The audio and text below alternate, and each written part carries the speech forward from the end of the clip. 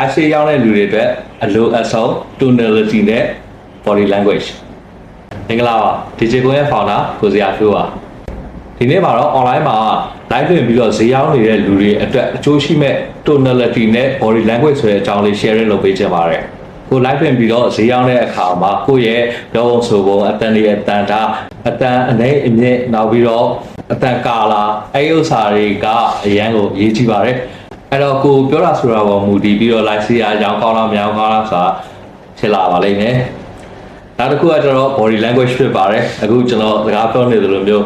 ကိုစကားပြောတာနဲ့ live ဖက်အောင်လို့ခန္ဓာကိုယ်က live ပြီးတော့ပုံဖော်ပေးတာနောက်ပြီးတော့လက်ဟန်ချီဟန်အမူအရာတွေနဲ့ခန္ဓာကိုယ်အရေးအနွယ်တွေနဲ့အဲ့လိုစကားပြောပေးတာအဲ့ဒီ tonality နဲ့ body language နှစ်ခုကောင်းလို့ဆိုရင် live ဆေးက special ရောင်းရတယ်ဗျဒါကကိုယ့်ရဲ့ live ဆေးကို